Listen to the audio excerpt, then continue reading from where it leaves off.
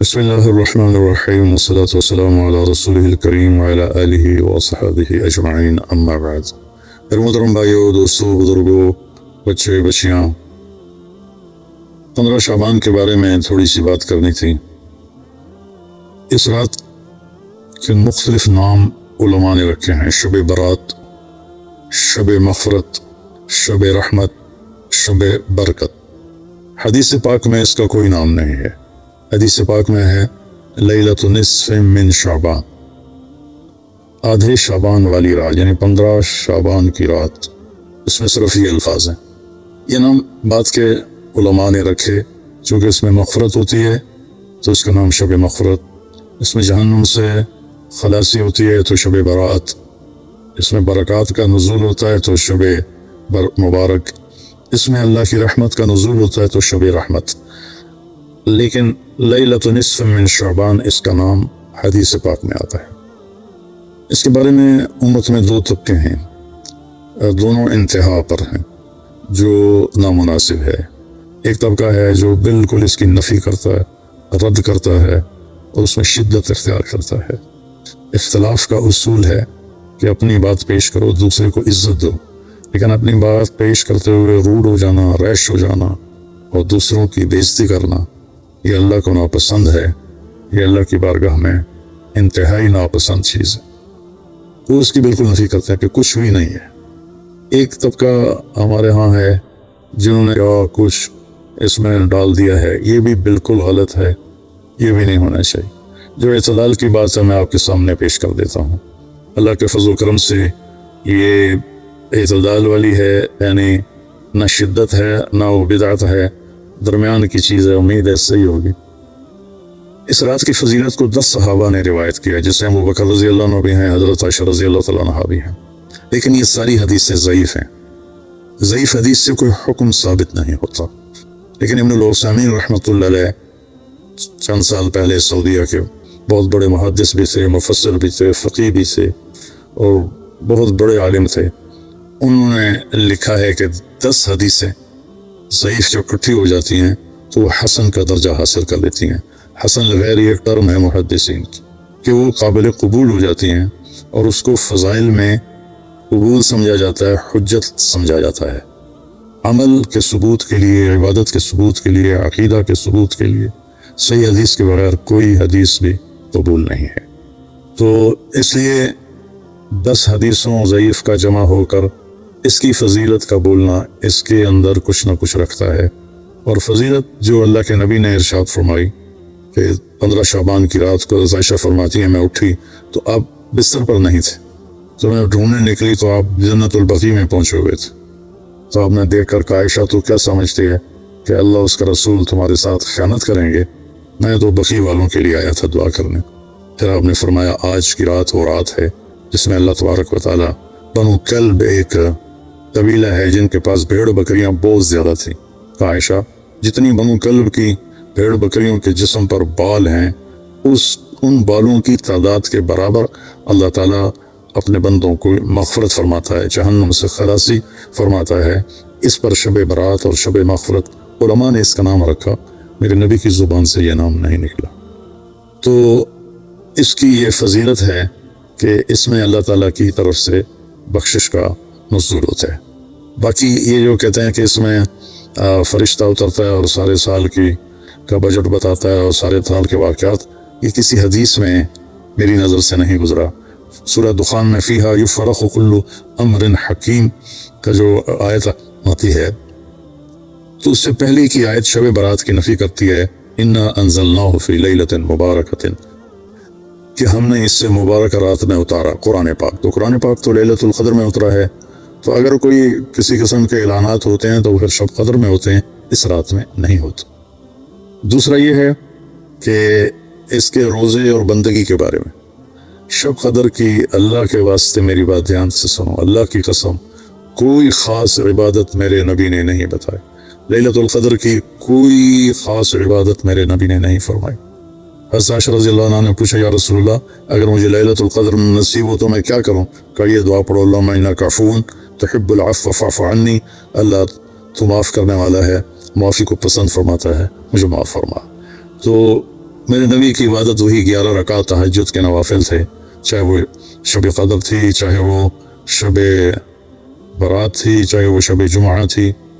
تو اب اس کے نام پر لوگوں نے کیا کیا خرافہ، چونکہ ہم قرآن اور حدیث سے نہیں جڑے، کتابیں لکھی ہوئی ہیں، کس نے لکھی، اس کی سند کیا ہے، اس کی تمیز ہی کوئی نہیں ہے، تو وہ پھر بہت ہی زیادہ 4 رکعت پڑھو، پہلی رکعت میں یہ پڑھو، دوسری میں یہ پڑھو، تیسری میں یہ، چوتھی میں یہ سب بدعات ہیں، ان کا کوئی تعلق نہیں میرے نبی کے کسی بھی فرمان سے۔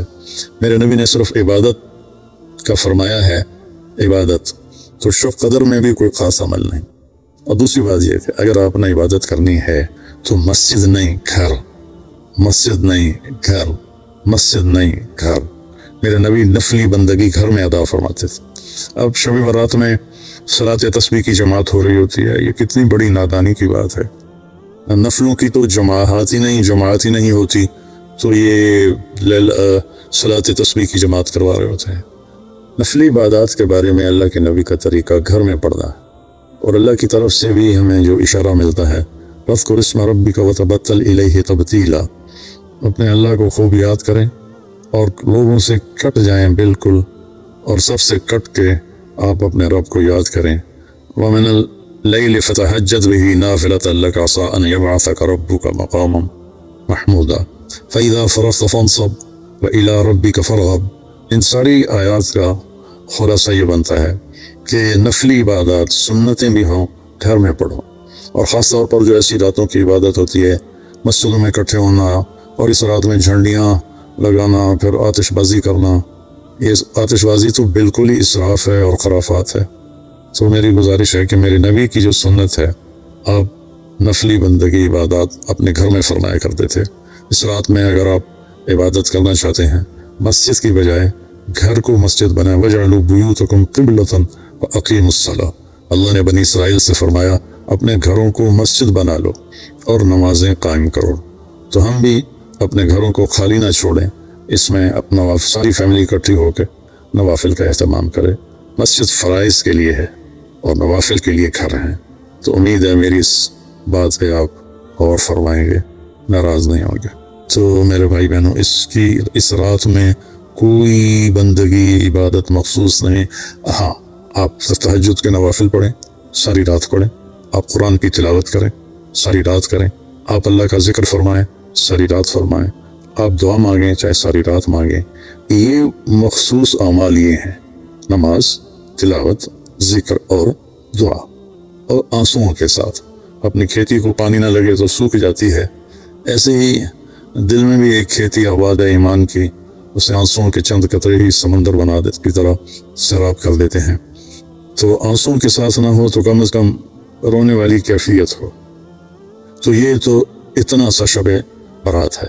روزے کے بارے میں جو ابن ماجہ کی روایت ہے، قوموا لیلہا وصوموا شہرہا، یہ روایت بہت شدید ضعیف ہے، اور علامہ البانی رحمۃ اللہ علیہ نے اس کو موضوع قرار دیا ہے۔ تو اس میں روزہ اس نیت سے رکھنا کہ میرے نبی کی سنت ہے، یہ غلط ہے، اس طرح یہ بدعت بن جائے گا۔ کوئی ویسے نفلی روزہ اس رات میں رکھنا چاہتا ہے مستحب سمجھ کے، نفل سمجھ کے، وہ میرے خیال میں اس میں کوئی قباحت نہیں ہے، لیکن سنت سمجھ کے اگر وہ رکھنا چاہتا ہے تو یہ بات صحیح نہیں ہے، چونکہ روزے والی روایت بالکل قابل اعتبار، قابل حجت نہیں ہے۔ اس میں تمام محدثین کا اتفاق ہے کہ یہ روایت شدید ضعیف ہے، اور شدید ضعیف سے استدلال نہیں ہوتا، اس کو حجت نہیں بنایا جاتا۔ کمزور اس کا ضعف اتنا شدید نہ ہو اور کئی حدیثیں جمع ہو جائیں تو پھر اس میں ایک طاقت آ جاتی ہے۔ تو اپنے آپ کو جوڑو اللہ کے قرآن کے ساتھ، اللہ کے نبی کی حدیث کے ساتھ۔ صحیح حدیث آپ کا ماخذ ہوگا تو آپ کو آسانی ہوگی کرنے میں۔ تو اصل میں عبادات میں اعتدال ہے۔ شاید ہی کوئی رات میرے نبی ساری رات جاگے ہوں، شاید، اور شاید ہی کبھی آپ نے مسلسل، اس میں تو میں پورے یقین سے کہہ سکتا ہوں کہ آپ نے زندگی میں ایک دفعہ بھی عشاء کے وضو سے فجر کی نماز نہیں ادا فرمائی۔ بعد میں ایک رہبانیت کا ٹچ آیا کہ بندگی میں بہت زیادہ زیادتی اور اپنے نفس کشی میں راہبوں جیسی تھوڑی تھوڑی جھلک۔ ایک اللہ والے تھے، تو وہ اپنے سر کے بالوں کو رسہ باندھ لیتے تھے اور نفل پڑھتے تھے. تو جب ان کو نیند آتی تھی اور سر جھٹکا لیتا تھا تو اوپر سے رسہ تھا، ان کو زور سے جھٹکا لگتا، درد ہوتا، آنکھ کھل جاتی اور پھر وہ نفل شروع فرما دیتے. میرے نبی کا طریقہ بھی نہیں، میرے نبی کو پسند بھی نہیں. ایک بزرگ تھے، آنکھوں میں نمک کی سلائی ڈال لیتے تھے کہ میری آنکھوں میں مرچیں لگیں گی، میں نماز پڑھوں. پھر کئیوں کے واقعات ہیں، عشاء کے وضو سے فجر کی نماز پڑھی، عشاء کے وضو سے فجر کی نماز پڑھی. یہ ان کی ذات کے لیے اچھا عمل ہے، لیکن یہ دین اسلام کی دعوت نہیں ہے، نہ ہی یہ دعوت ہم غیروں کو پیش کر سکتے ہیں. یہ تو ان کو بگانے والی بات. ایک بزرگ میں آتا کے بارے میں آتا 25 سال جنگلوں کی خاک چھانتے رہے، 25 سال باہر ہی نہیں آئے. یہ تو کوئی کمال کی بات نہیں ہے، یہ تو رہبانیت ہے جو نبی نے ناپسند فرمائی ہے، اس سے روکا ہے. اعتدال ہے. وَكَذَلِكَ جَعَلْنَاكُمْ أُمَّةً وَسَطًا، ہم نے تمہیں اعتدال والی امت بنایا ہے. نہ دنیا کی طرف ایسا جھکاؤ ہے کہ یہود کی طرح، نہ رہبانیت کا ایسا جھکاؤ ہے عیسائیوں کی طرح، تم درمیان میں ہو. میرے نبی پاک صلی اللہ علیہ وسلم کی زندگی پڑھو اللہ کے واسطے، اللہ کے واسطے. ہم اولیاء کرام کی کتابیں پڑھتے ہیں، وہ اکثر اس میں جھوٹے قصے ہیں، کیونکہ سند تو ہے کوئی نہیں. سند کے بغیر، سند کیا ہے؟ میں آپ سے بات کرتا ہوں تو آپ کہتے ہیں یہ آپ نے کہاں سے سنا؟ میں کہتا ہوں لالو ماچھی سے سنا ہے، تو لو جی کیڑی گل ہے، تو کوئی بندہ یہ اس کو سند کہتے ہیں. کہ آپ نے یہ کہاں سے بات سنی؟ میں کہوں میں نے مفتی تقی عثمانی صاحب سے سنی. تو کہے ہاں یہ ٹھیک ہے، اس کو سند کہتے ہیں. کہ جو بات پہنچی ہے مجھ تک، کون پہنچانے والا ہے؟ اگر وہ صحیح مضبوط آدمی ہے وہ بات مضبوط ہو جائے گی، اگر وہ کمزور آدمی ہے بات کمزور ہو جائے گی. تو ہمارے ہاں جو بر صغیر میں کتابیں چھپتی ہیں اولیاء کرام کی زندگی کے بارے میں، وہ جھوٹے قصوں سے بھری پڑی ہیں، ان کی کوئی سند نہیں ہے. اللہ کے واسطے نبی کی زندگی پڑھو، آپ کو پتہ چلے گا زندگی ہے کیا. قرآن پڑھو، آپ کو پتہ چلے گا اللہ چاہتا کیا ہے. اللہ تعالیٰ اس رات کی رحمتیں برکتیں ہمیں نصیب فرمائے.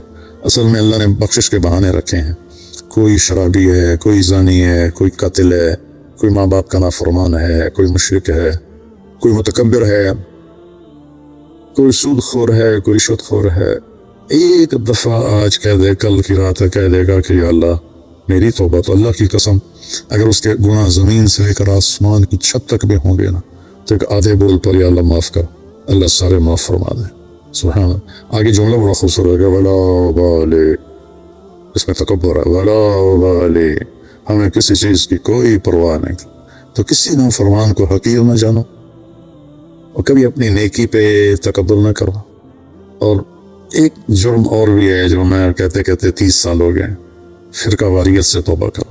اپنے فرقے پہ جمع رہو، لیکن دوسروں سے نفرت، سلام بھی نہ کرنا، جنازہ بھی نہ پڑھنا، حرم شریف میں جا کر بھی نمازیں نہ پڑھنا. صلی اللہ کے واسطے آج بہت اویئرنیس ہو چکی ہے، تو مہربانی کرو، امت بنو، محبت کرو، ایک دوسرے سے ملو جلو، ہم امت بن کے چلیں. اختلاف رائے کے فیصلے آخرت میں ہو جائیں گے. کل یعمل علی شاکلتہ فربکم اعلم بمن هو اہدی سبیلا.